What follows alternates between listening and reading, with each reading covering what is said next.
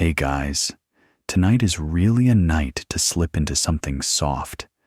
Stretch your toes beneath the blankets and prepare to be gently horrified in the coziest possible way. Imagine this. You're lying on a straw-stuffed mattress in a creaky, timber-framed cottage. The fire's barely glowing. The thatch above your head occasionally rustles with something you hope is just wind, and your stomach clenches. That familiar dull ache, low and deep.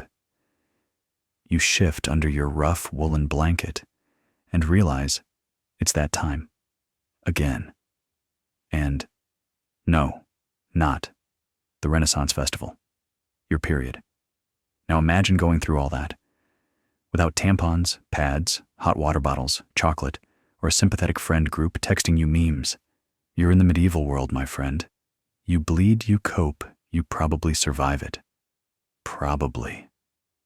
Support us by liking this video and subscribing so we can keep bringing you calm, comforting stories every night. Now, close your eyes, listen closely, and let this gentle story ease you into a peaceful slumber. And before you drift too far, tell us where you're listening from and what time it is where you are.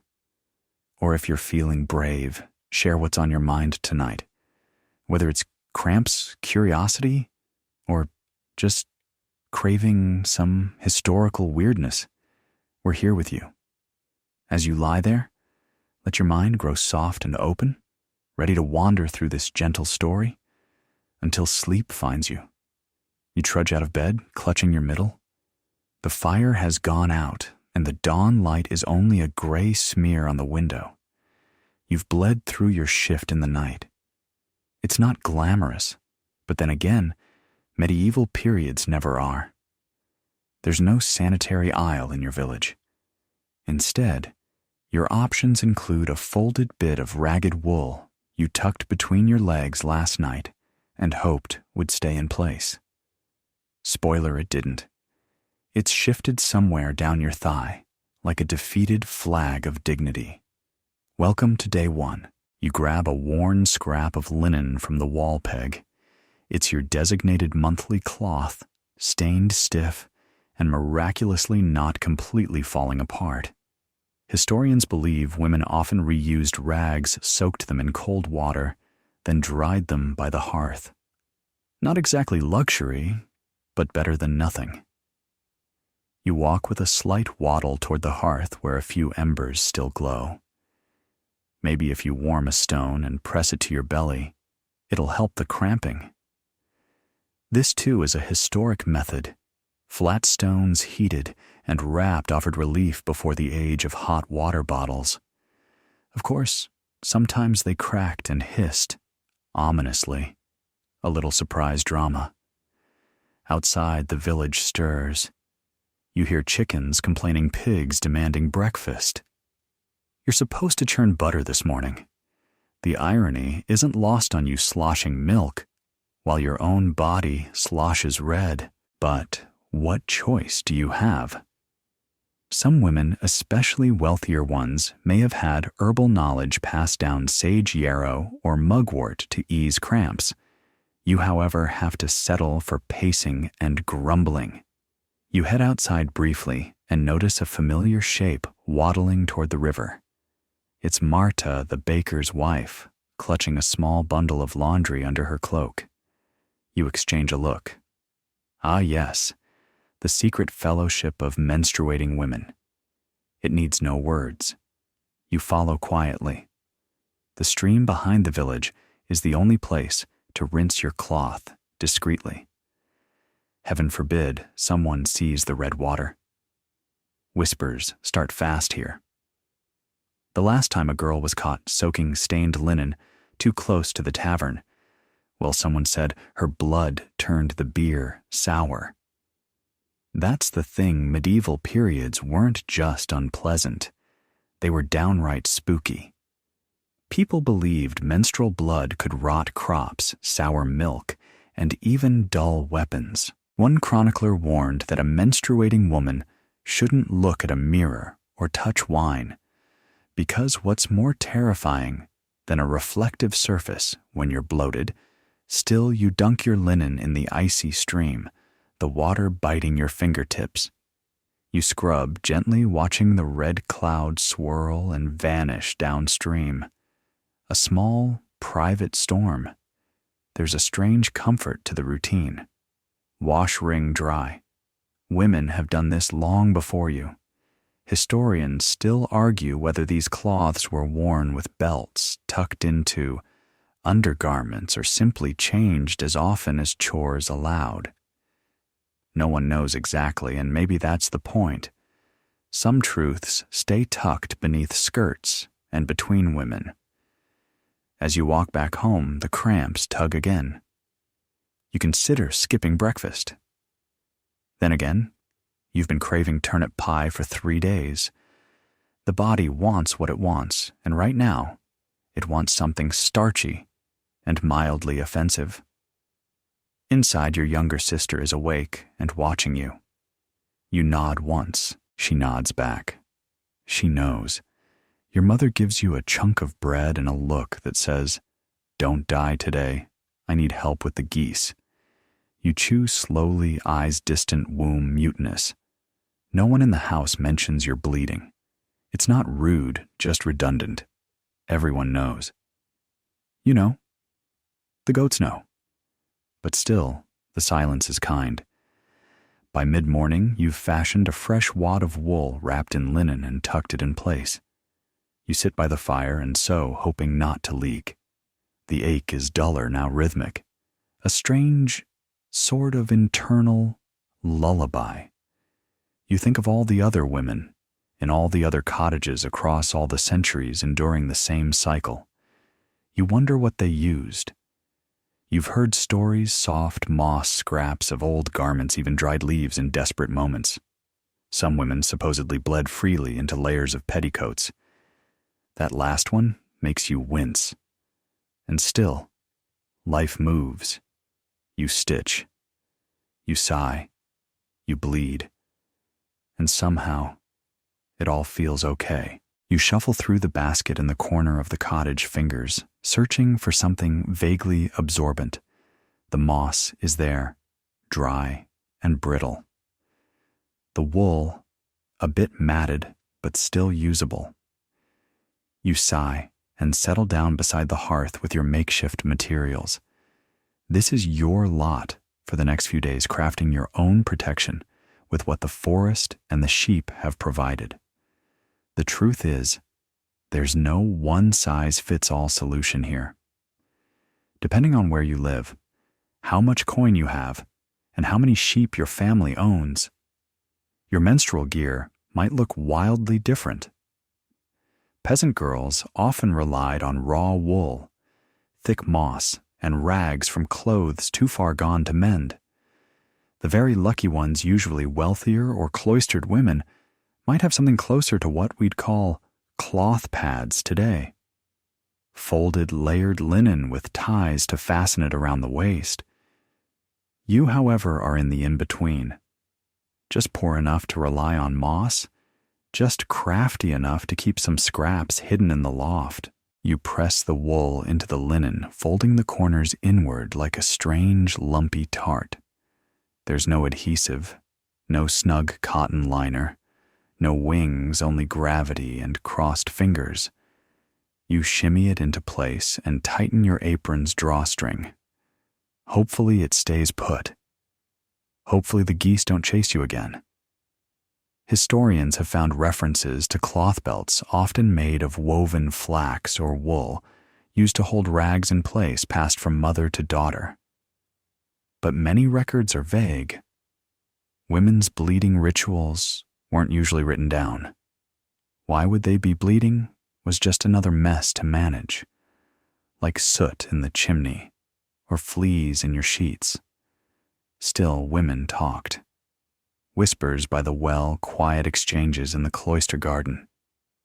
That's how you learn to boil your cloths in rainwater to remove the worst stains. That's how you know to rub a drop of vinegar into the wool to keep the smell down, assuming your vinegar isn't all gone from pickling turnips. Priorities. You tuck a bit of moss in, just for good measure. It's surprisingly soft when you get the right variety, velvety, springy. But let it dry too long and it'll crumble in your drawers like flaky bread. You wince at the memory of last spring's mishap. Cracked moss, chafing thighs, and a rash that left you walking like a wounded duck for 2 weeks.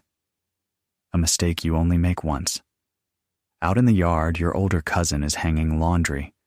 She notices your limp and gives you a smirk. Monthly misfortune, she calls. You nod with a groan. She waves you over. I found some better moss by the riverbank, the kind with that soft belly. She means hypnum, a forest favorite among the village women. Supposedly witches used it to line baby cradles. You use it to survive day 2.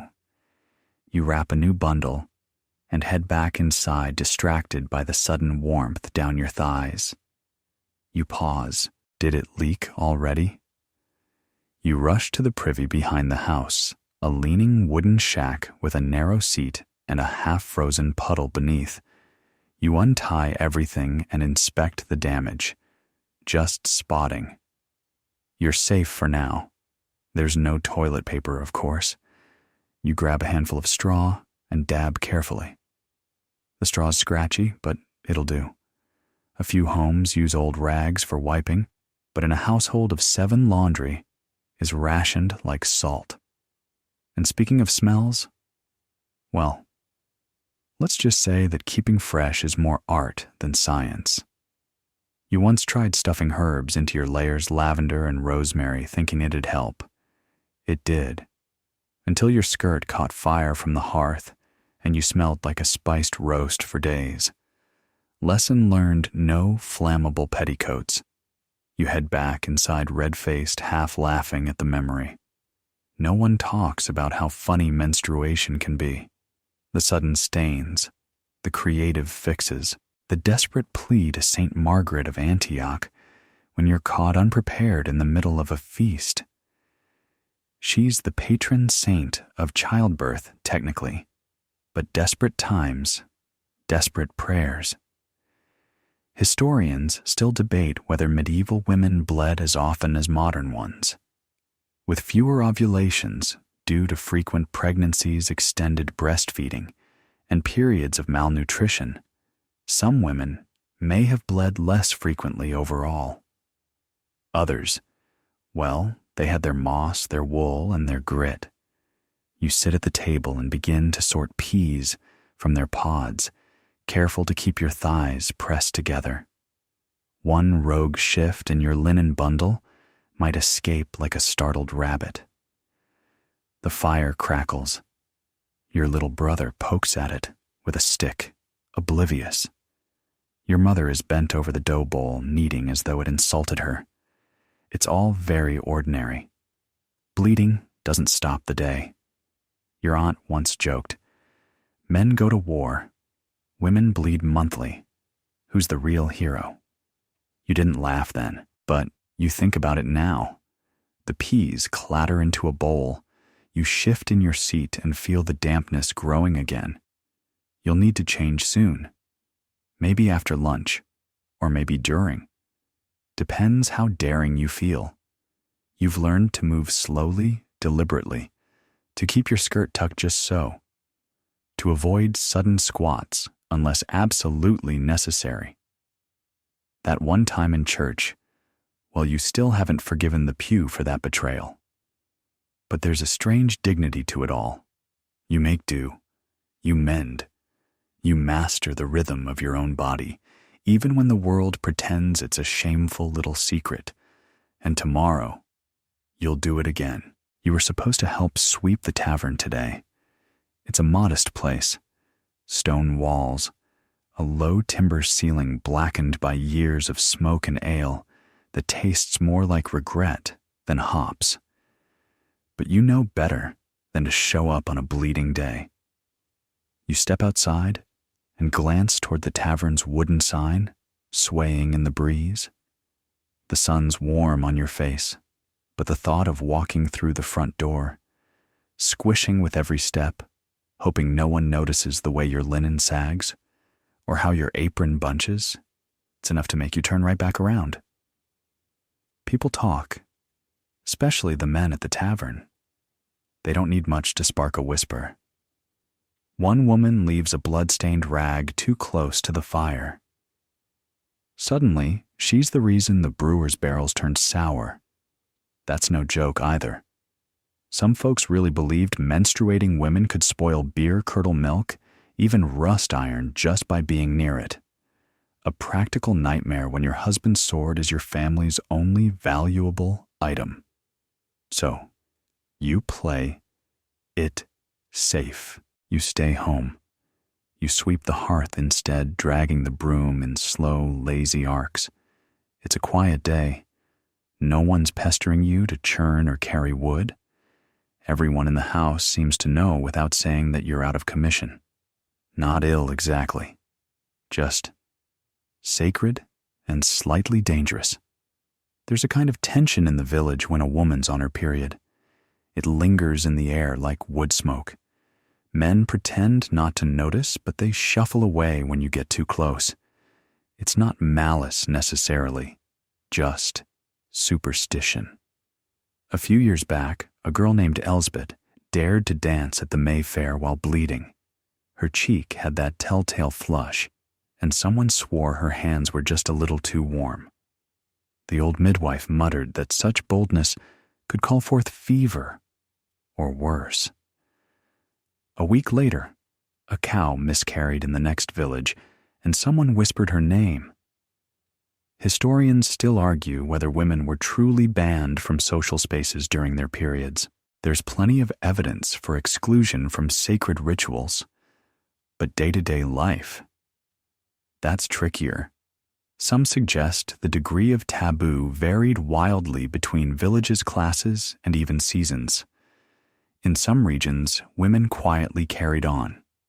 In others, they were expected to withdraw, physically or symbolically. You sit at the threshold of your cottage legs tucked beneath you, watching as a cluster of boys chases a dog down the lane.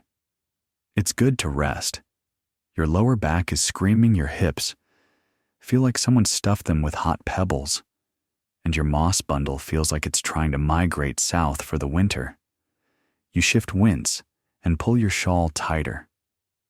There's something deeply unfair about the fact that you can bleed for days, feel like death, and still be expected to milk goats and bake bread. There's no holiday for uterine rebellion. Just keep going. Smile when the priest walks by. Don't let the chickens sense your weakness. A distant shout pulls your gaze.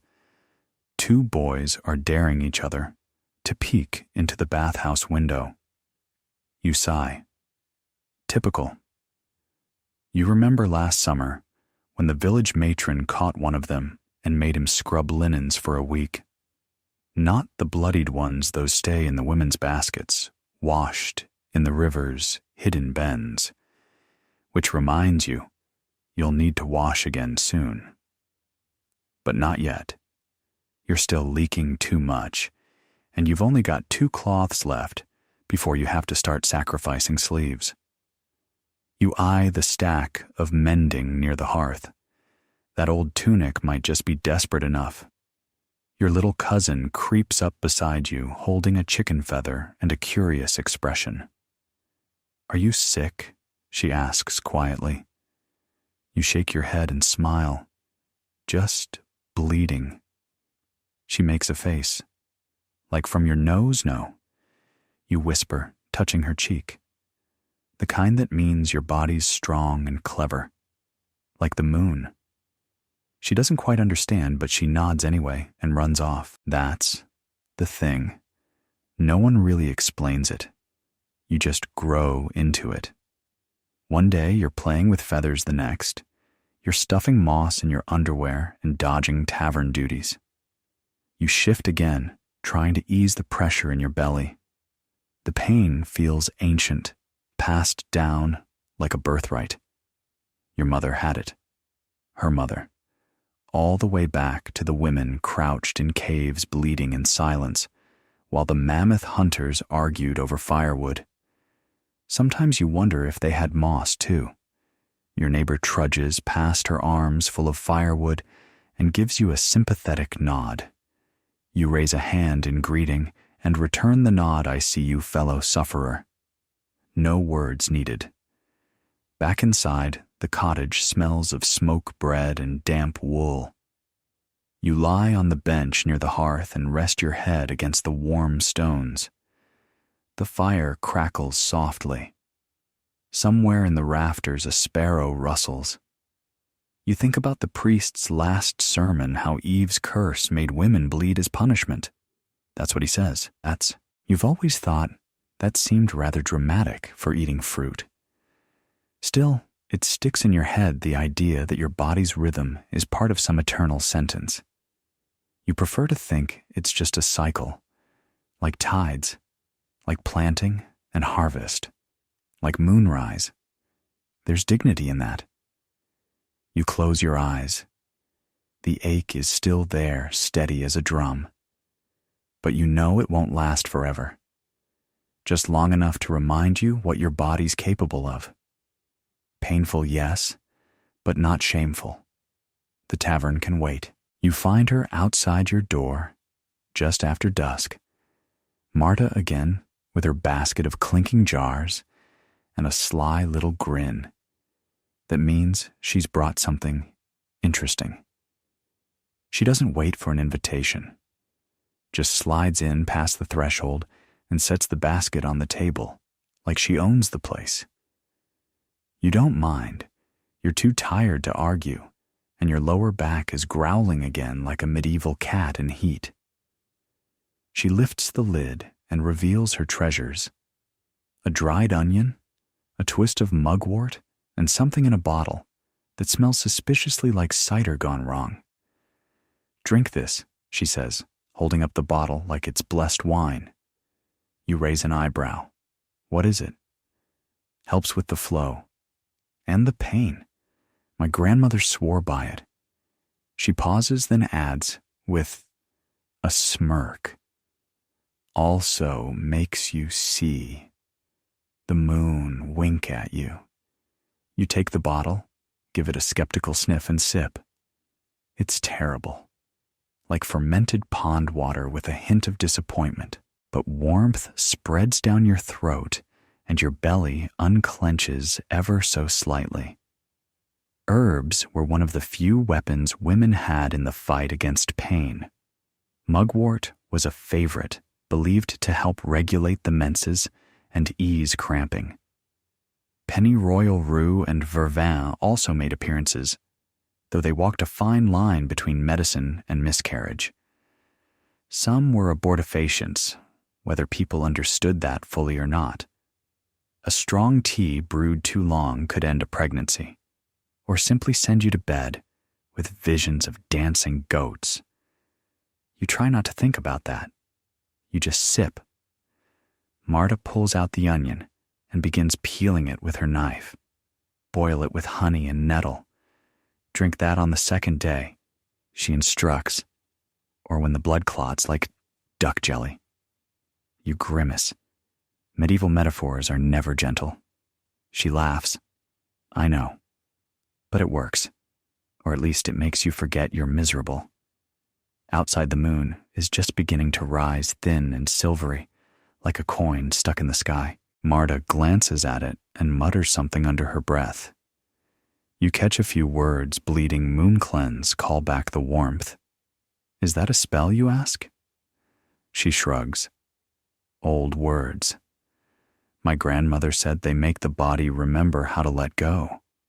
Women like Marta carried the old knowledge. Not quite midwives, not quite witches, just practical folk with jars of herbs and more answers than the priest could offer. Some called it superstition. You call it survival.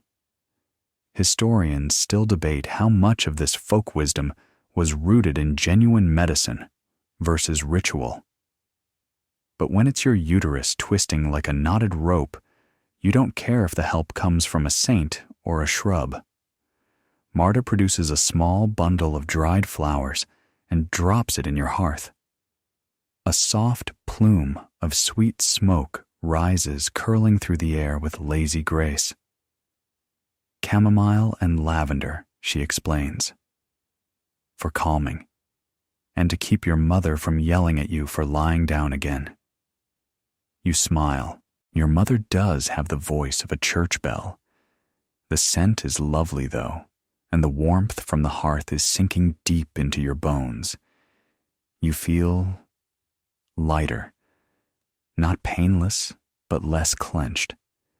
The aches have faded to a background hum like bees on the far side of the field. You lean back and stare into the fire. Marta talks quietly beside you, describing a girl she knew who bled so much she fainted in the goat pen. The village healer made her drink boiled ash and egg yolk.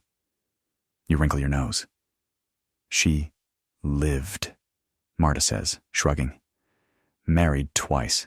Never fainted again. You nod. Survival was often a combination of luck, superstition, and sheer stubbornness, and maybe a little egg yolk. The fire pops.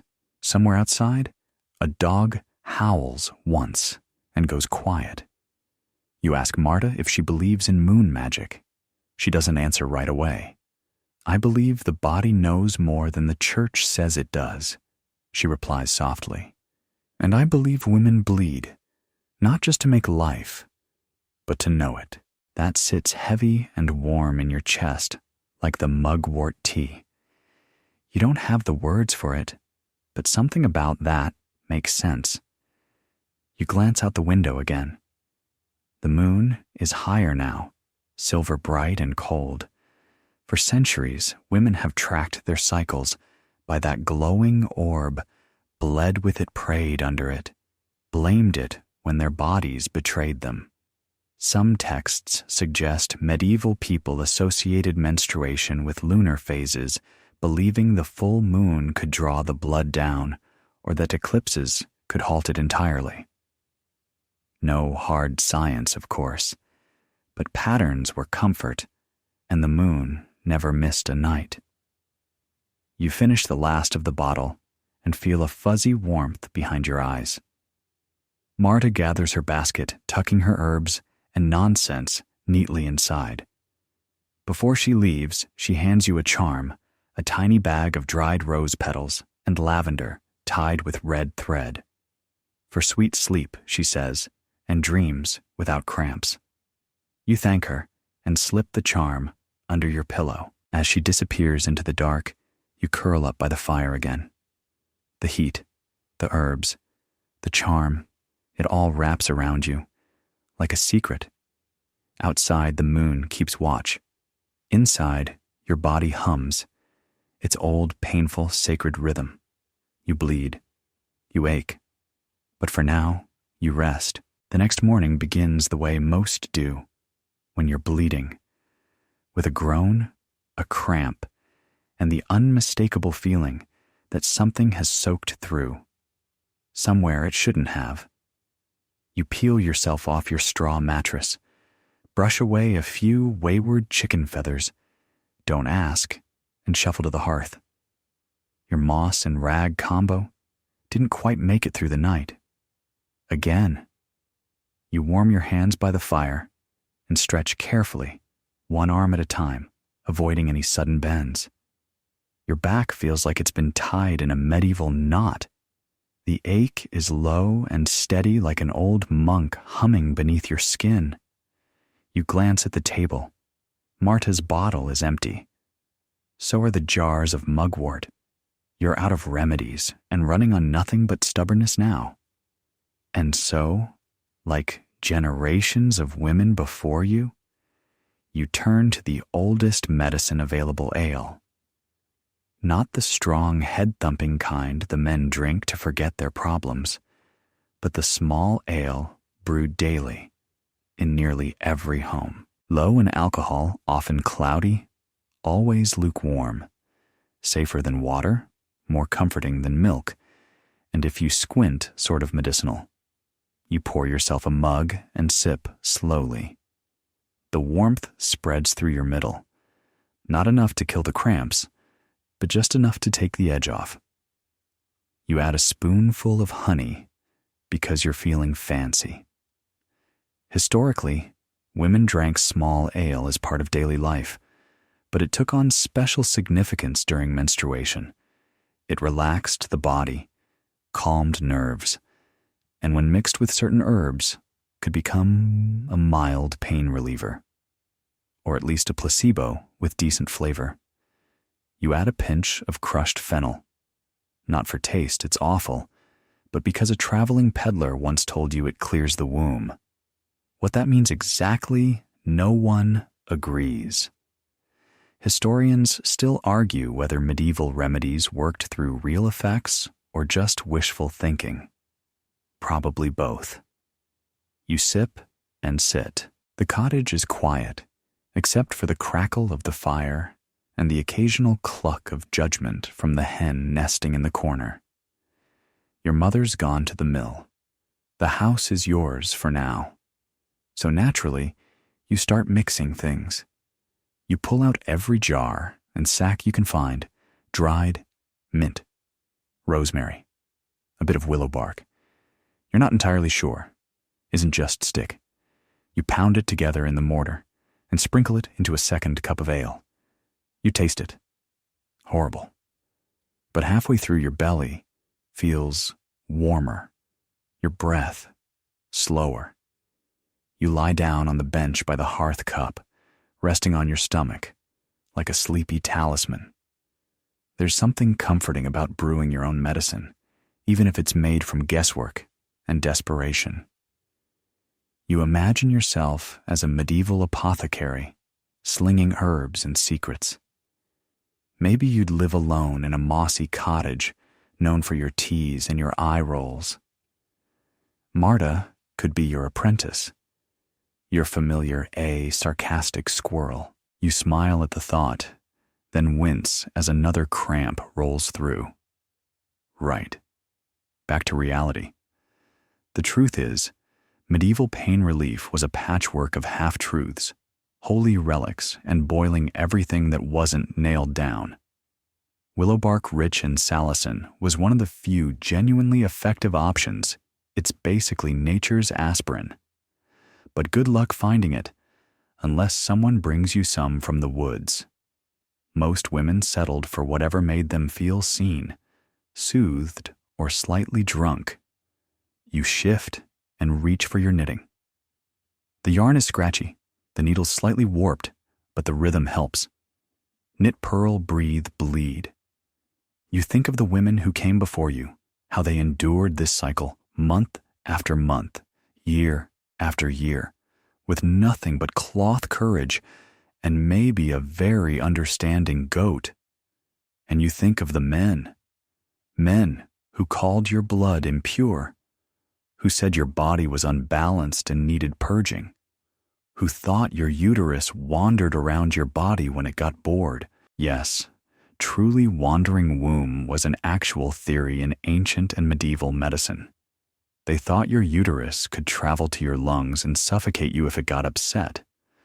Honestly, you'd move around too if you were treated like that. You roll your eyes at the ceiling. Still here? Womb, you mutter. Not going on holiday. The hen clucks in agreement. There's a knock at the door, soft, hesitant. It's the neighbor boy sent to ask if you'll help peel turnips for the feast tomorrow. You think about it. You think about the bundle between your legs slowly soaking its way through your third best petticoat.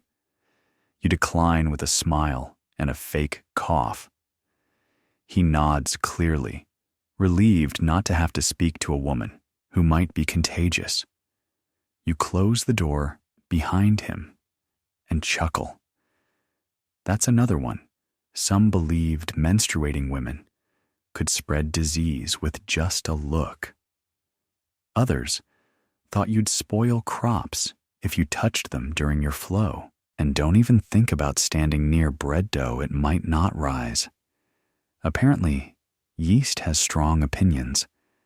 But for every absurd superstition, there was a quiet truth: women supported each other, passed down remedies, made each other laugh through the pain, and found strange, beautiful ways to live through something no one wanted to talk about.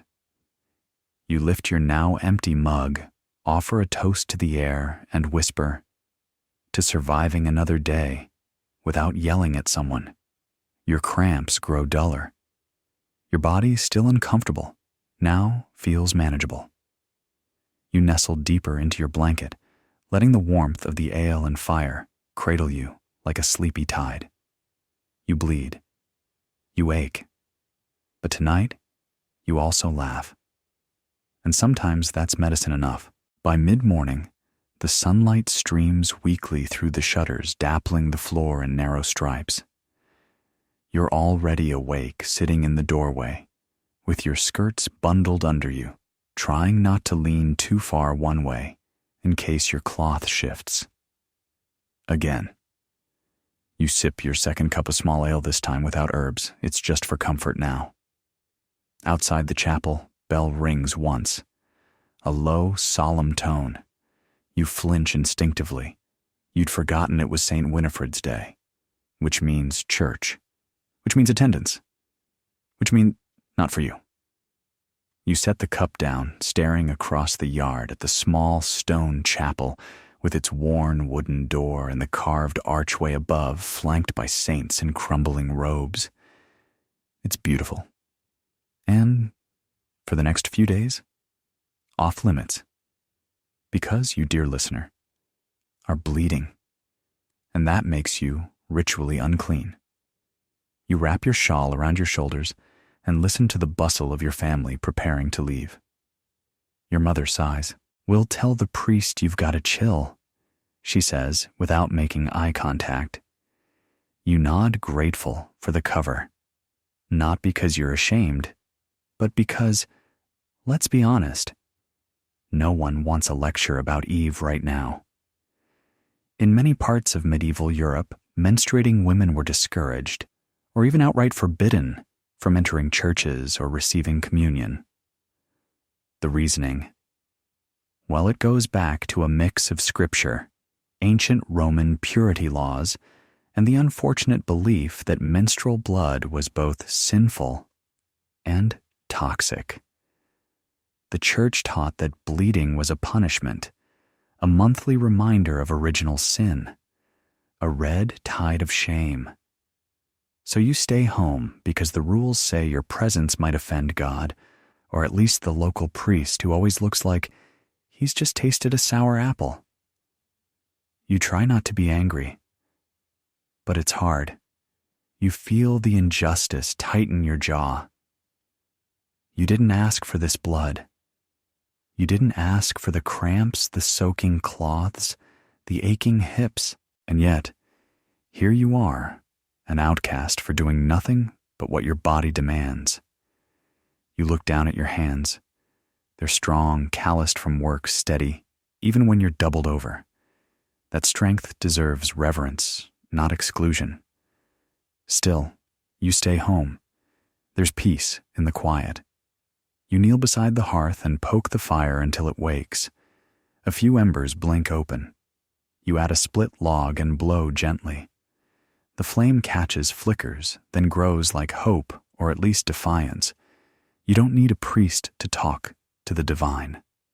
Not today.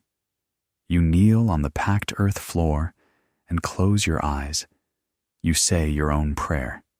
To no one in particular.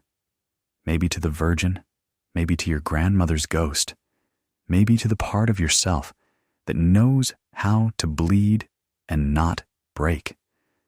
You ask for relief, for patience, for your wool pad to stop twisting sideways every time you bend. You open your eyes to the dancing firelight and feel calmer. Not healed, not holy, just a little less alone. The truth is medieval religion was complicated. While official doctrine treated menstrual blood as taboo, some communities developed their own quiet understandings. Some women believed the Virgin Mary understood their pain, having carried the burden of womanhood without ever shedding blood herself. A mystery, a miracle, or just more pressure, depending on how you looked at it. Historians still argue whether nuns secluded from men and free from childbirth were freer or more restricted during menstruation. Some convent records mention resting days where bleeding sisters were excused from duties. Others are silent, which might speak louder. You stand slowly mindful of the pressure between your legs, still holding, still dry. A small victory. You wander outside, careful to keep your skirts lifted clear of the morning dew. You find a quiet corner of the garden and sit on a low wall, warmed by the sun. From here, you can hear the faint chanting from the chapel, hymns rising on the breeze. A flicker of jealousy tugs at you, not for the sermon, but for the communion, the connection, the shared ritual. But then you glance down at your lap at the gentle swell of your belly, the heat of life moving through you in cycles. You realize something. You're already part of a ritual, one older than any sermon, one shared by every woman before you and every woman yet to come. This bleeding, this quiet strength, it is communion. It is a sacrament written in red. You smile to yourself. Nearby, a bee hovers lazily over a cluster of wild mint. A robin flits past, carrying straw for its nest. Life continues soft and unbothered. And so do you. You rest your hands on your lap, feeling the warmth of the sun, the ache of your body, the slow rhythm of your breath. There's no incense, no stained glass, but this moment, this silence, this strength. It's holy enough. The river water is biting cold against your fingers, and your breath fogs in the air as you crouch beside the bank. You've brought the stained linen cloths, bundled under your shawl, hidden like contraband. One quick glance over your shoulder, no one in sight. Good. You kneel, push back your sleeves and begin scrubbing. The blood has already dried into the fibers. You soak the cloth first, watching the water bloom red around your hands. There's something strangely hypnotic about it, the way the color curls and fades, a quiet, vanishing act. You dip again, ring-tight scrub with a bit of lye soap if you have it. If not, you use ash, coarse gray and mildly gritty. Works well enough when you remember not to rub too hard. Laundry is always work, but bleeding laundry, well, that's a task with rules. You don't wash it in the same place as the family's linens. You don't leave it to dry where boys might wander past. And you definitely don't hang it next to the altar cloths. That lesson was learned the hard way 2 villages over. You glance up. The baker's apprentice is leading a donkey along the path, humming to himself. You duck your head lower, pretending to adjust your shawl, holding still until he passes. Historians still argue whether medieval women were truly ashamed of menstruation or just discreet. The sources are murky. Some medical texts warned of pollution, others barely mentioned it. But the habits suggest caution rags boiled in secret stains, washed by moonlight gossip, avoided like spoiled butter. You wring the cloth out and hang it carefully over a rock to dry. The sun is warm today, thankfully, and the breeze light enough not to whip it away. You smooth it down with both hands and nod. Good enough. A rustle behind you. You turn. It's Elsbeth. You smile with relief. She kneels beside you, producing her own bundle of cloths, and says nothing. She doesn't have to. You settle into a shared rhythm, washing in silence. The sound of water splashing and linen slapping on rock fills the space like soft drum beats. She glances sideways after a moment. Is it bad this time? You nod. She grimaces in sympathy and mutters something about juniper berries soaked in vinegar. Makes the bleeding shorter, she claims. You file it away with the rest of the stranger remedies. Worth a try. Maybe. You both scrub in companionable silence for a while. The topic shifts briefly to food, bread shortages, the miller's daughter who supposedly burned a batch of loaves because her unholy blood got into the dough. Ridiculous, of course, but the townspeople believe it. That's why you wash downriver. Elsbeth leans in conspiratorially.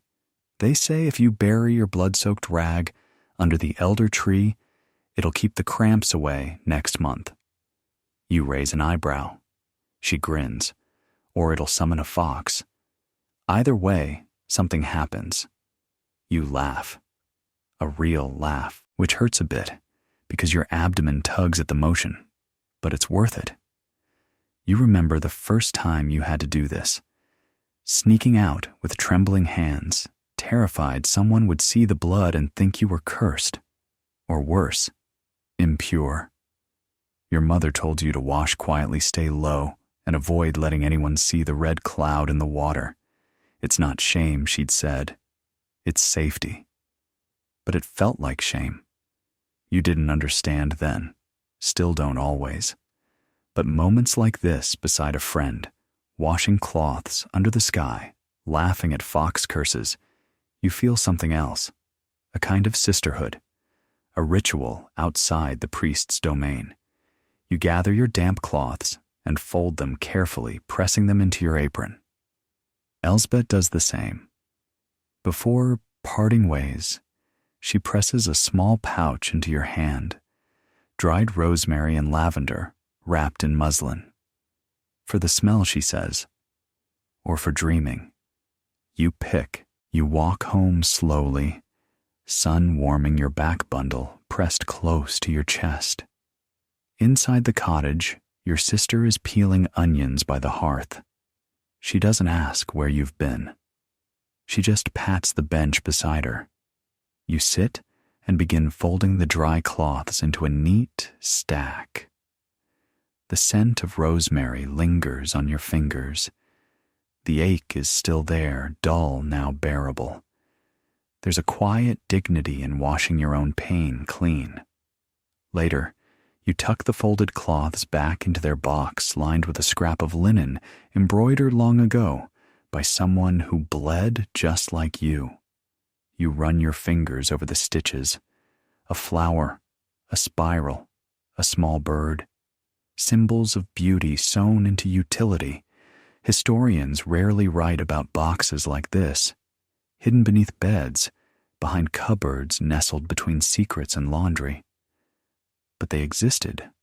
They mattered. In them were not just rags, but rituals, comforts, small hopes wrapped in cloth. The fire crackles. You rest your hands in your lap and close your eyes. The world may not see your strength. But you do. You wash, you bleed, you laugh, you endure. You hear the cartwheels long before you see them. That steady wooden creak, the jingle of reins, and the distant clip of hooves. Someone from the manor is coming down the lane, probably to pick up eggs, or deliver cloth, or make some noble demand, with a sour expression. You peek through the shutter. Sure enough, it's the steward's son, grimy from travel, but dressed in finer wool than anyone in your cottage. Behind him sits Lady Aveline's maid, clutching a basket covered in fine linen. She's staring straight ahead like she's trying not to breathe in the village air. They stop at the gate, and your mother goes to greet them. You watch from the shadows. Curious. There's talk of a feast soon, perhaps they want extra bread. But when the maid steps down, her movements are stiff. Careful. Painful. And then you notice it, the red patch on the bench where she sat. Ah. Your mother quickly ushers her inside while the steward's son mutters something about picking her up tomorrow. He seems embarrassed of the maid of the situation of everything. The girl sits on your bench, avoiding everyone's eyes. She's young, maybe 15, pale, clearly in pain, and clearly mortified. You offer her water, then quietly press a wrapped cloth into her hand, one of your better ones still warm, from the hearth. She gives you a grateful, tearful glance, and you both understand each other, instantly. No words needed. Up at the manor, she probably doesn't have to rinse rags in the river. She likely has imported linens, soft and thin. But those don't help much when blood leaks onto carved benches and chambermaids snicker behind doors. Because no matter how many coin purses your mistress carries, blood still stains silk. And shame stains faster. Lady Aveline, from what you've heard, is too refined to acknowledge things like bleeding. When her maid goes out of service for 3 or 4 days, she's confined to the servant quarters, given a vinegar cloth, and told to rest quietly and unseen. Of course, she's still expected to rise at dawn and polish silver. Historians note that noble women had more access to cloth herbs, and even physicians, but their bleeding was often more hidden, more shrouded in layers of etiquette. To leak was not just a nuisance, it was a scandal. You've heard rumors of noble ladies stitching little perfumed bags into their gowns to disguise any odors, or tying tiny bells to their ankles so the sound would warn people to keep a polite distance. Probably fiction, but the idea sticks. You sit beside the girl, hand her a cup of ale, and gently ask, "Bad day?" She nods mutely, then blurts, "She said, I ruined the cushion." You glance at the back of her gown, damp-stained. Your heart aches. You remember your first time when you bled through the only good skirt you had and had to scrub it behind the barn crying because you thought you'd be punished? You offer her a blanket and help her lie down near the fire. She winces as she moves, and you know that pain, the deep kind, like someone scraping the inside of your bones with a wooden spoon. You dig into your bundle and pull out a dried sage and rosehip mix. You steep it in warm water and hand it to her in a chipped cup. It's bitter, you warn, like a bad-tempered midwife. She sips anyway. You sit together in silence, watching the flames dance. She begins to relax her eyes, closing the tension, slowly leaving her shoulders. It strikes you how unfair it is, how women like her must suffer in silence, made to feel dirty for something that's not just normal, but essential. It's the price of your body's rhythm, and still, the world insists on disgust. "Do you bleed every month?" she asks softly. You nod. "Since I was your age." She frowns. "Will it always hurt?" You think about that. Sometimes it's worse. Sometimes it's better. But it never stops being something you endure, like cold winters, or the way men always interrupt you during supper. It gets easier, you lie gently. You learn tricks. How to sit. How to breathe. When to swear quietly, so the priest doesn't hear. She smiles just a little. You let her rest, and soon her breathing softens. She's asleep, curled up like a kitten under a patched quilt. You cover her feet with your shawl and watch her dream. You remember hearing once that noble women sometimes sent their used cloths to be washed by peasants, burning them afterward if they stained too much. You hope that wasn't true, but it wouldn't surprise you. Even blood has a hierarchy. Yet here under your roof, there's no rank. just warmth and moss and understanding. Just two women sharing what they know and what they wish they didn't. The steward's son returns the next day. The girl stands straighter this time. Her dress is clean. Her cheeks have color again. She thanks you without words, just a glance that lingers before she climbs into the cart and disappears up the road. You return to your chores, holding that glance like a quiet talisman. There's something powerful in tending to another woman's pain, in knowing what herbs to offer, in offering kindness when the world offers shame. You've never been inside the cloister, but you've heard the stories, whispers from girls who had sisters among the sisters, quiet tales from traveling friars, and the occasional wild claim from old men at the tavern who think nuns are just witches with better haircuts. The convent lies just outside the village walls, nestled against the forest edge.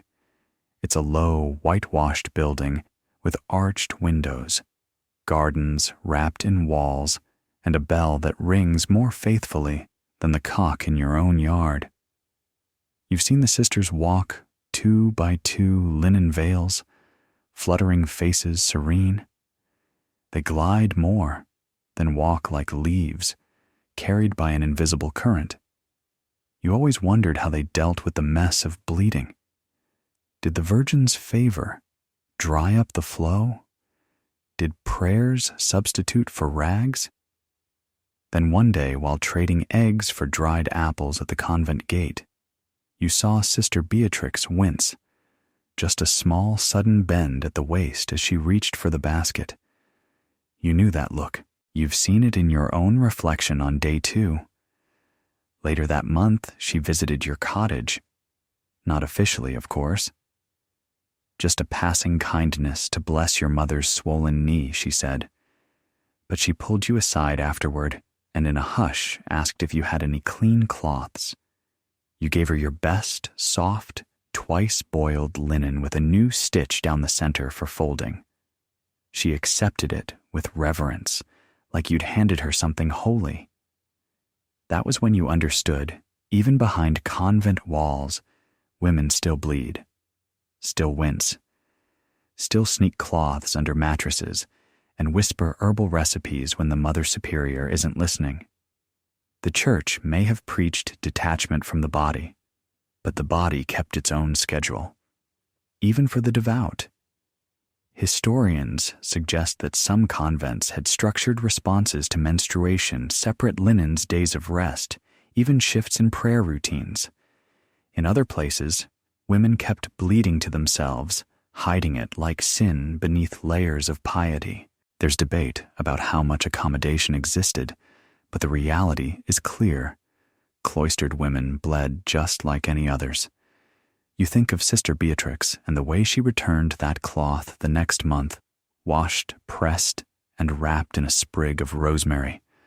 No words, just gratitude. The convent had its own rhythms. Bleeding women were sometimes excused from kneeling during long prayers. Some even brewed their own teas, mugwort chamomile and a bit of blessed thistle.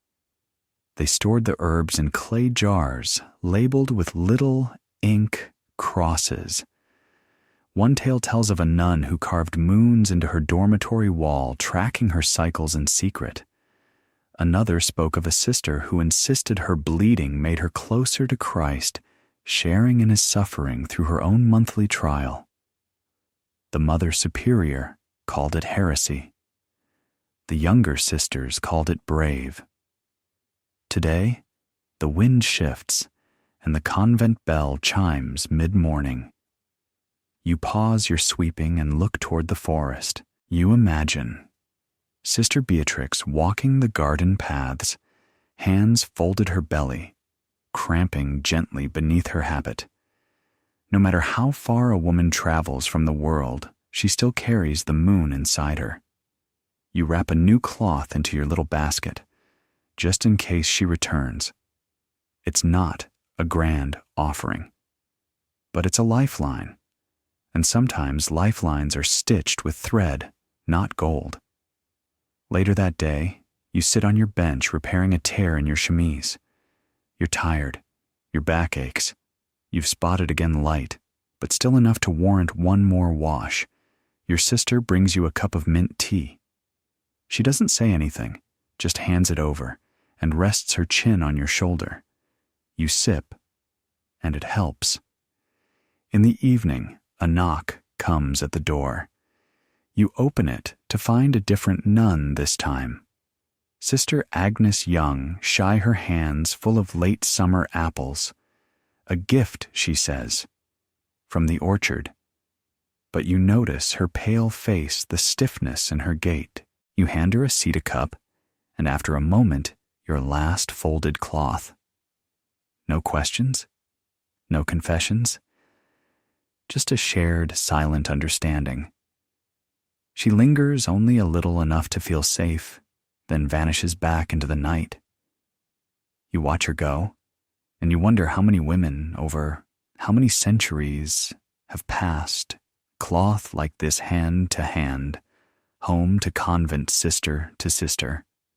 How many prayers have been whispered over tea and rags and aching bellies.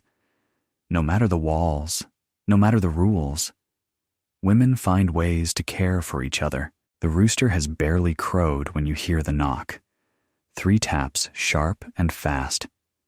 It's not your neighbor, not your sister. You crack open the door and find Greta, the blacksmith's wife, standing there in a fury. Eyes wild, hair pinned back so tight it could snap. She doesn't greet you. She just pushes in, closes the door, and blurts. She told him. She actually told him I bled. You blink, stunned. She paces the cottage like a thundercloud in boots. His mother. She told him I had the curse. Said it was my fault the barley went sour and his brother broke his arm. All because I had bad blood during planting season. You motion her to sit, push a cup of ale into her hand and let her vent. Bad blood. It always comes back to that. In your village, and many like it, the myths run deep. If crops fail, if cheese won't curdle, if someone falls off a ladder, someone always asks, was a woman bleeding nearby? You've heard it all. That menstrual blood can sour wine, that it wilts flowers, that it keeps bread from rising, and most absurdly, that it can drive dogs mad and demons wild. Some medieval physicians insisted this corrupted blood must be purged regularly, or it would poison the woman from within. Others, like Pliny the Elder, who you suspect had never met a woman, wrote that contact with menstrual blood could kill bees, dull mirrors, and melt bronze. Imagine that. Melting bronze. You eye your pewter cup. Still solid. You remember once overhearing 2 boys muttering about a woman who bled during a lunar eclipse. They said her baby was born blind and covered in hair. Of course, the child had no such affliction, but fear does not require facts. Historians note that while church doctrine didn't explicitly condemn menstruation, as dangerous folk beliefs filled the gap. Superstition lingers where silence grows, and few topics were more wrapped in silence than a woman's monthly flow. Greta slams her cup on the table. He wouldn't even touch me. Said, I might curse his seed. His seed. You try not to laugh, but she sees your smirk and lets out a snort of her own. Men always think their seed is sacred, you say. But your womb, that's the real temple. She wipes her eyes and nods, half laughing, half crying. Sometimes I think if they bled, like we do, they'd never leave their beds. They'd build temples to themselves. You brew a tea fennel yarrow and a pinch of something sweet. She drinks it, slowly, calming. She leans back and sighs. I was just tired and bleeding. And suddenly, I'm a villain. You know that feeling too well.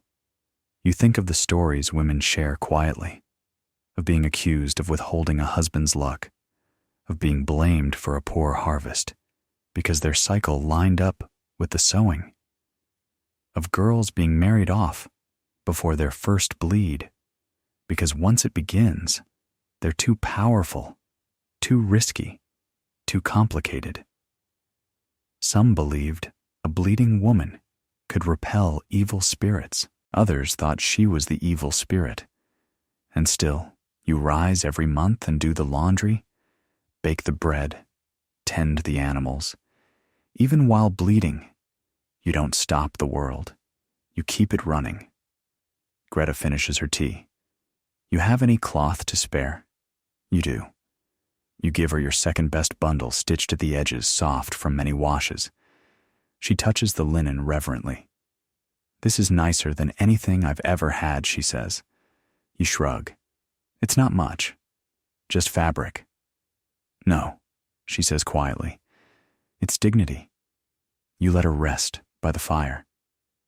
Her breathing slows. She's not just bleeding. She's exhausted from being blamed from defending her body, as if it's a crime scene. You think again about how many women have been told their bleeding is dangerous. How many were shamed into hiding, locked in small rooms, sent away during their moon cycle? Some cultures called it exile. Others called it purification. But it always meant, go away. And yet you stay. You make space. You offer tea and cloth and warmth. Later, when Greta leaves, she hugs you hard and presses a small iron token into your hand, shaped like a heart made from scrap metal.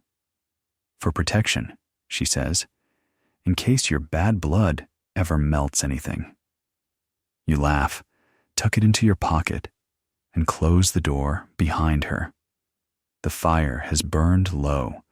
The room is still, and your own body stirs with that familiar ache again. You know the pain will come in waves, that the cloth will need washing, that someone else soon will knock in need of comfort. But for now, you sit. You are not dangerous. You are not unclean. You are simply a woman strong bleeding and unbothered by melting bronze. The rooster crows twice before you stir, groggy and sore. But it's not the ache that wakes you. It's the silence.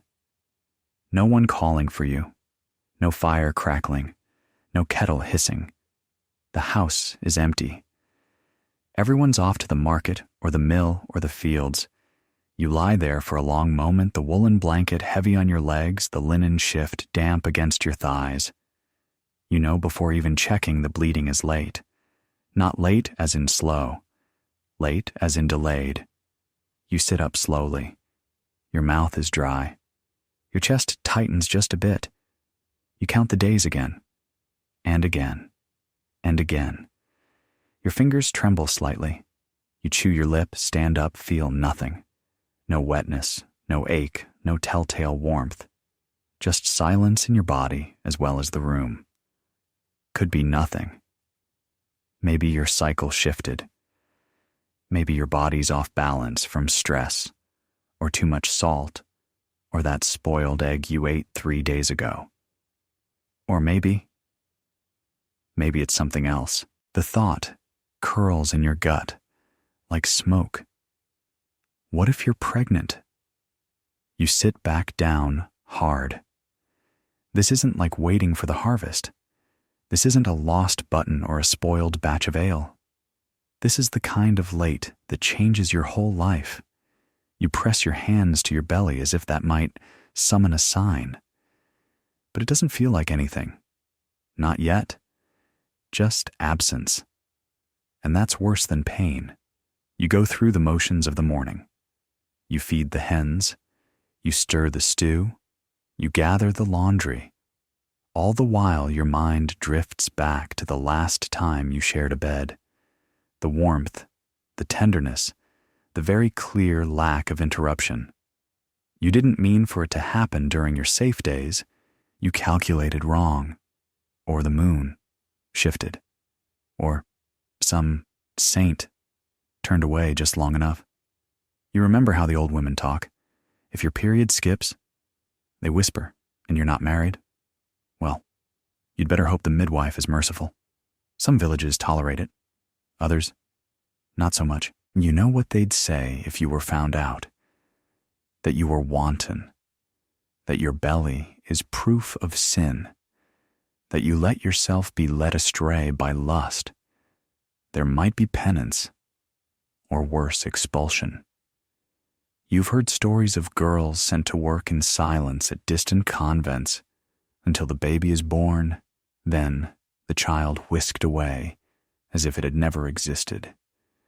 Historians note that medieval attitudes toward pregnancy outside of marriage varied sharply. In some areas, communities offered quiet solutions. In others, the punishment was brutal, public, and permanent. You light a candle and sit before it, not to pray exactly, but to think. The flame wavers, flickers, dances like the thoughts you can't hold still. If it's a pregnancy, you won't be able to hide it forever. But if your period returns, you watch the candle gutter and lean closer, whispering promises into the smoke. You promise to be more careful, to count the moon days better, to drink more bitter tea and less sweet cider. You even promise to eat fewer cherries though you love them, and still nothing. The next day passes in much the same way. You go to the field's bend to harvest greens, rise slowly to keep your stomach from twisting. Still nothing. You seek out Marta again. She listens quietly, then nods once and hands you a pouch of herbs. Steep this, she says. Drink 3 cups, then wait. You ask what's in it. She doesn't answer. You don't push. You trust her, and you know deep down that whatever happens next is not just about herbs or bleeding. It's about choices few and fragile and a world that rarely makes room for them. That night, you sip the tea. It tastes like earth and iron. You lie down, your hands folded over your belly. The silence is louder now. And then, just before dawn, it begins. A warm flood. A sharp twist. You gasp, grip the blanket, and feel the blood come in waves. Painful. Cleansing. Certain. You cry not just from relief, but from everything you'd held inside. You cry for the fear, the weight, the knowledge that your body is always under watch by others, by saints, by yourself. Later, when the sun rises and your cloths are soaked and your breath comes easier, you sit in the doorway, a hot stone at your back. You survived this time, and next month you'll count again. The cycle continues. You wonder how many women have sat exactly where you are, hands trembling, stomach tight, waiting for their body to speak. You think of them, and you bleed for them too. The breeze carries the scent of wet hay and wood smoke as you trudge toward the village path, the bleeding now a dull throb that hums beneath your skin like an old song you can't forget. You hold your bundle close to rinsed cloths and a fresh one tied with red thread. Today, you need more. But something stops you near the square. A crowd has gathered. It's not the usual market day bustle or the children chasing geese. No, this crowd is tight, tense. Whispers ripple like wind through tall grass. You edge closer, curiosity outweighing your sense. And then you see her, Brita, the miller's niece, crying, clutching a blood-stained cloth. Your stomach knots. A few steps behind her, old Gertel mutters darkly to a clump of men. Found it near my field, still damp. That girl cursed my hens, 2 of them dropped dead. The others nod too fast, too eagerly. She's been sneaking off at night, someone adds. She stares at the moon too long. She fed the sick cow rosemary, and now it limps. You want to scream. It's not about herbs. It's not about chickens. It's about blood and fear. Because Brita bled too openly, too freely. Maybe she forgot to bury her cloth, or maybe she didn't care to hide. Now they want to make it something sinister. Someone says the word witch, and the crowd exhales. You step forward before you can stop yourself. She's just bleeding, you say. Like me. Like your mothers. Like your wives. The crowd hesitates. Eyes flick to you. You feel a flush rise in your cheeks, but you stand tall. She's not cursed. She's just having her courses, but the word just doesn't carry far.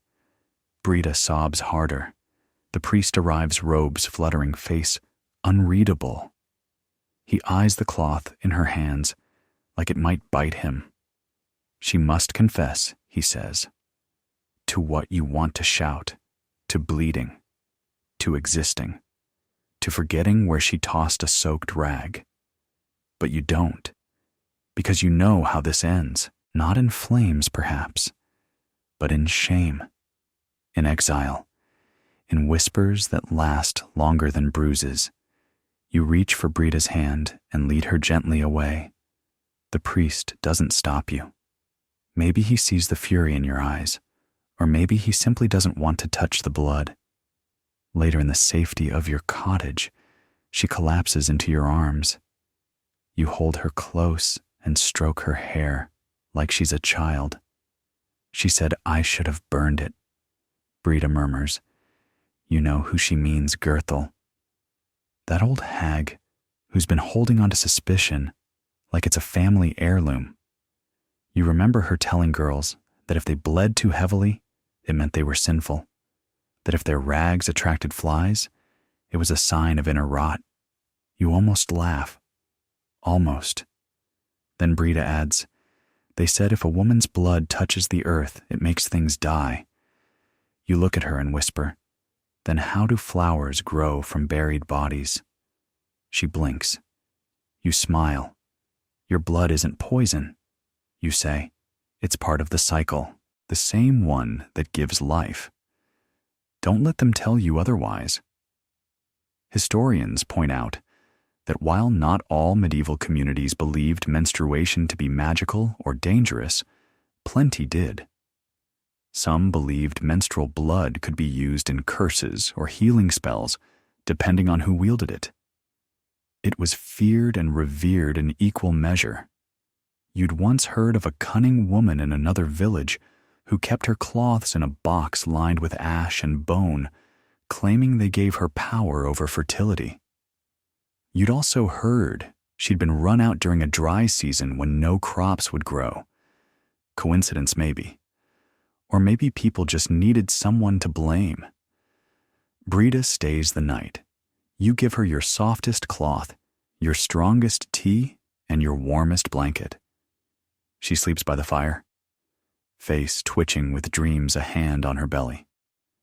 In the morning, she whispers, I'm not a witch, right? You shake your head. No love, you're a woman. That's enough magic for one lifetime. Outside the village has quieted, for now. But you know how thin peace is. One lost cloth, one careless moment, one foolish tale, and it could be you next time. So you start making plans. A second cloth line hidden behind the woodshed. A pouch of herbs tucked in your apron, rosemary for scent, valerian for sleep, rue for strength. And a vow to teach every girl who asks how to bleed in a world that calls your blood a curse. Because someday, someone will say it again, that your blood wilts crops or summons storms. And someone will need to stand where you are and say, no, it's just blood. And it's ours. It's the third evening since Brita left your hearth, and already someone new has found their way to your door. A girl this time. Not quite a woman. Not quite a child. Her braid is crooked, her eyes red, her voice stuck somewhere between panic and pleading. "I heard you know about the herbs," she says in a rush. "The ones that help when things go wrong." You don't ask questions. You let her in. She sits at your table like someone who hasn't been allowed to sit down all day. Her hands tremble. You pour her mint water and she clutches the cup like it might run away. "I haven't bled," she whispers. "It's been weeks." You nod slowly. Her words echo your own fears not long ago.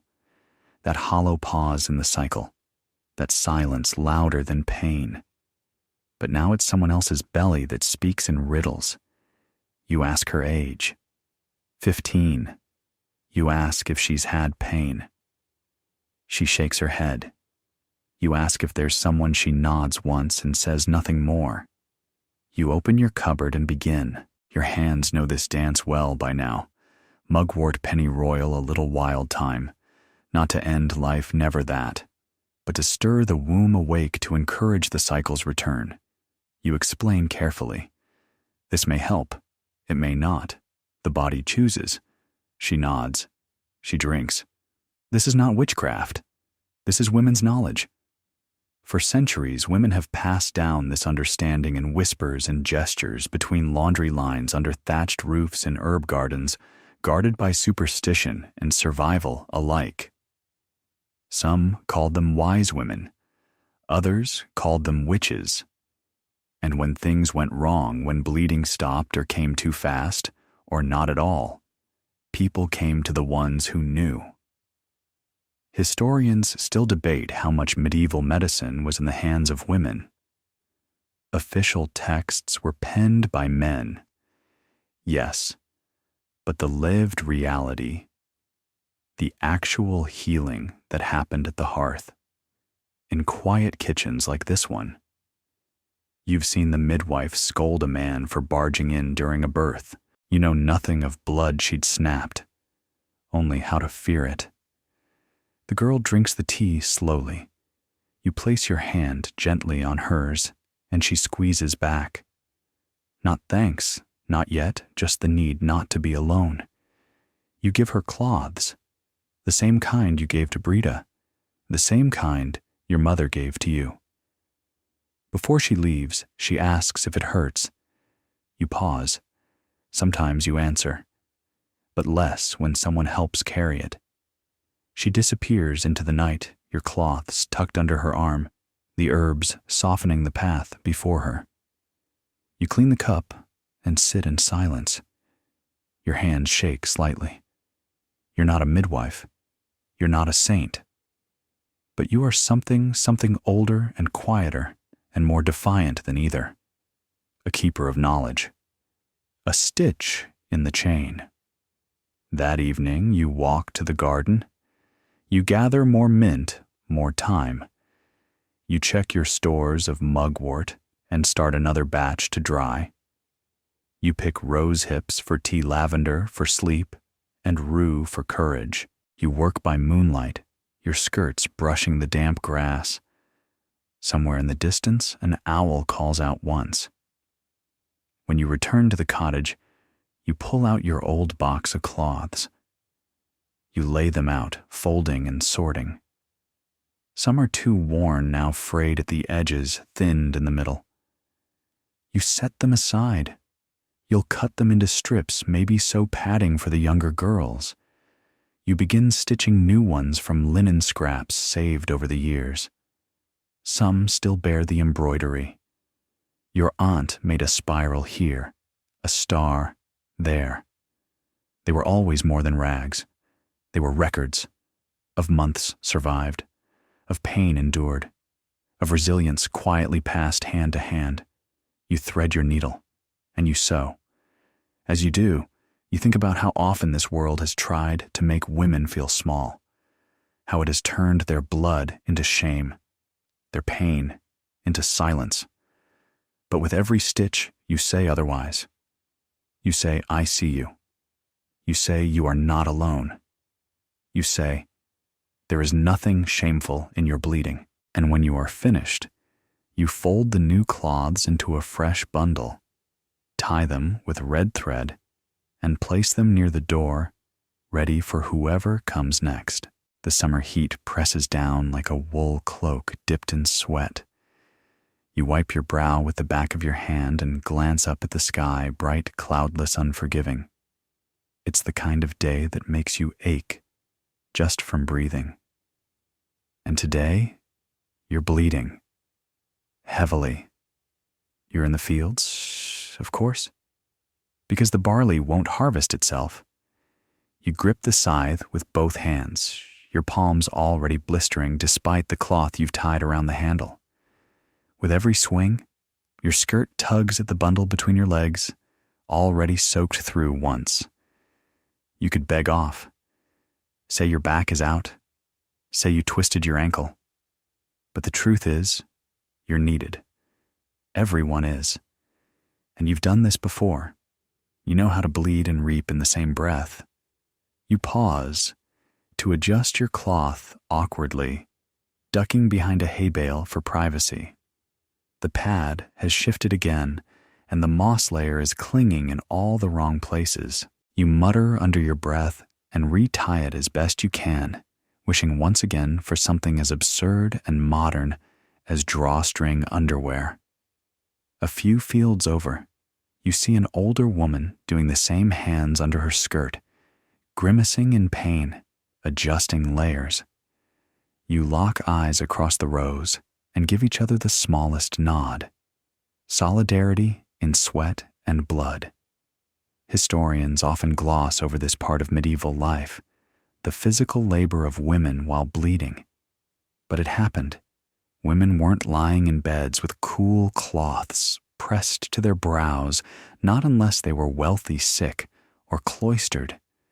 Most worked on farms, in kitchens, in markets, and they bled through it all. Sometimes they'd bleed into layers of petticoats, changing them quietly at midday. Other times, they'd use linen tucked beneath a belt tightened at the waist. It wasn't comfortable. It wasn't convenient. But it worked. Enough. You keep going. Cutting stalks, gathering sheaves, wincing as each step sends a reminder through your hips and lower back. Your blouse sticks to you.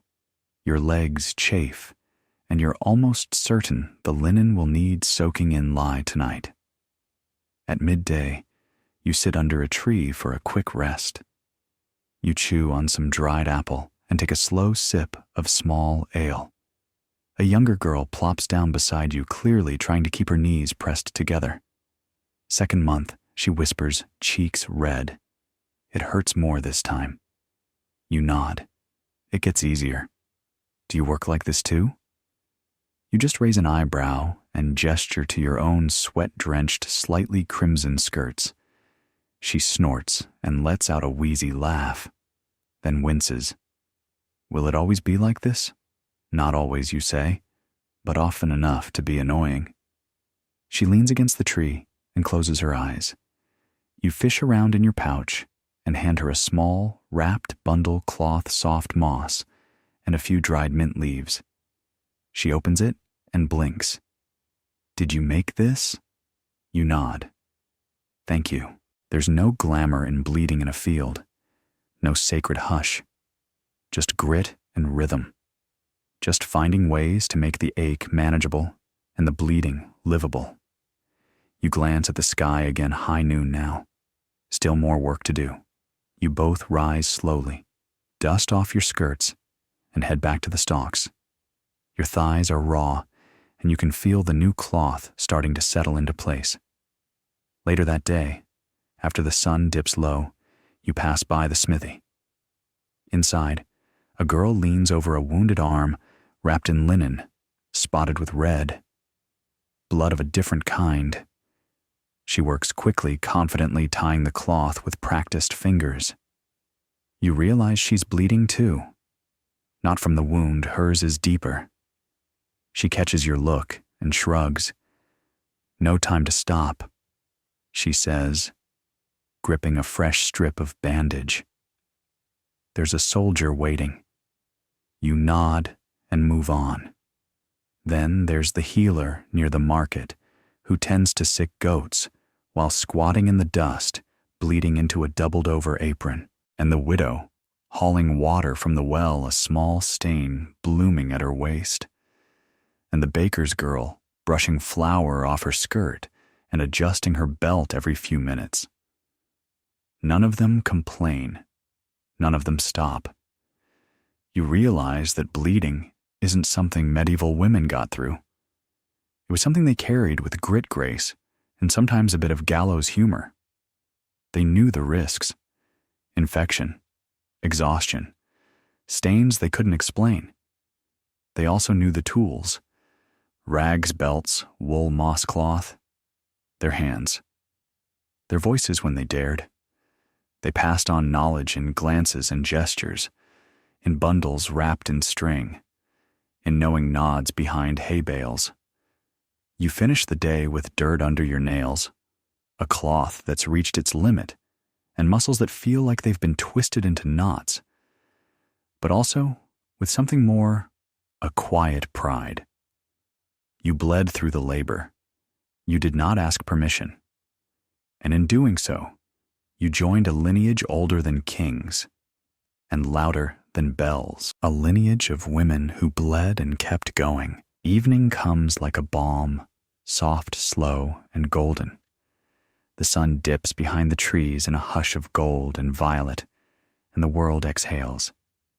You sit by the hearth, your back curved like a crescent moon, your hands in your lap resting for the first time today. Beneath your skirt, you finally switch to a fresh cloth. Your body is tired, but the bleeding is slowing now, waning like the moon above. Outside, the crickets sing their steady lullaby. The hens are settled. The fire pops gently. You think of how many cycles have passed like this, with cloths rinsed and wrung herbs steeped and sipped strength gathered in silence. And now, again, it fades. The red tide draws back. You fold the last clean cloth and place it into your wooden chest. Next to it are bundles tied with cord, each one bearing the faint scent of soaproot or thyme. You run your fingers along the edge of the box. It's nothing special, just pine wood and brass hinges, but to you, it holds a kind of power proof of all the months you've endured and endured again. You look up at the ceiling beams where your mother once hung her own rag bundle, to dry, hidden behind the thatch. You remember her, humming, her eyes closed, her hands stained from herbs. You didn't understand it then. Now you do.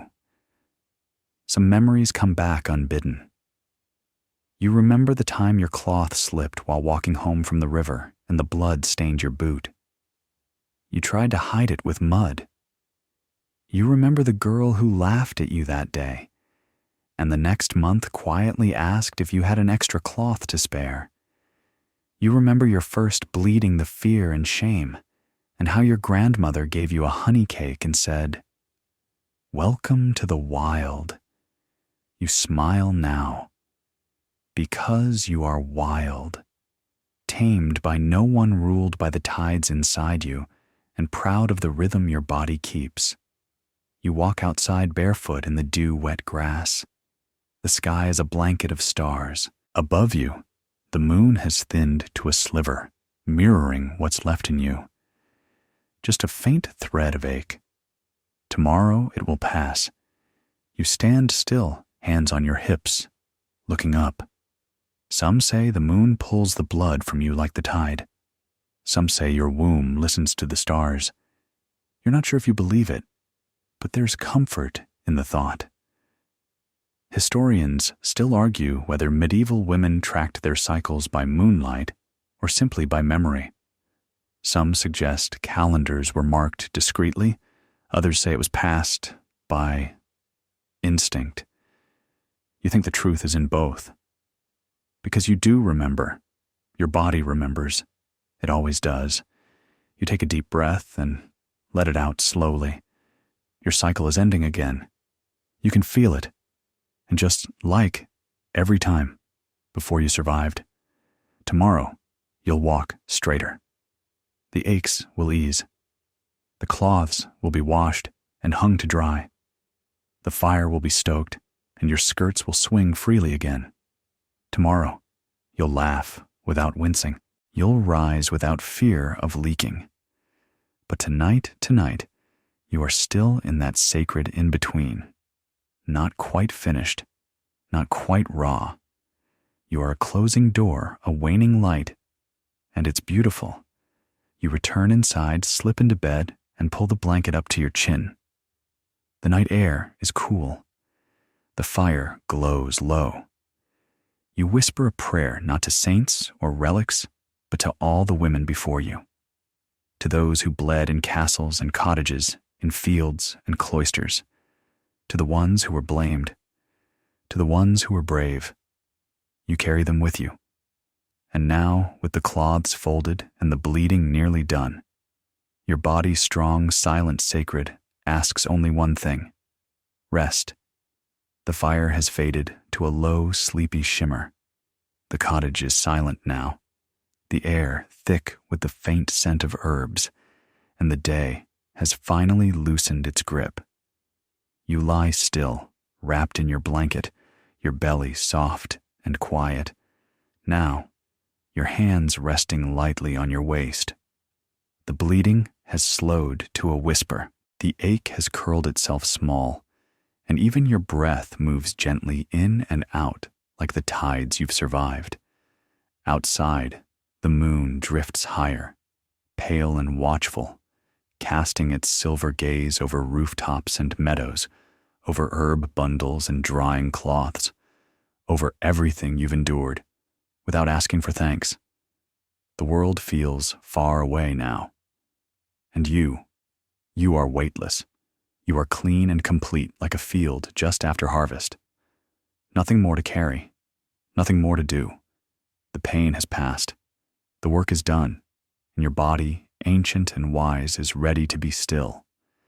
Let the softness take you. Let your thoughts drift into gentle stories. Let the quiet cradle you like a familiar song. You are safe here. You are whole. You are held by all the women before you and all the peace you've earned. Close your eyes. Breathe. Let go. Sleep.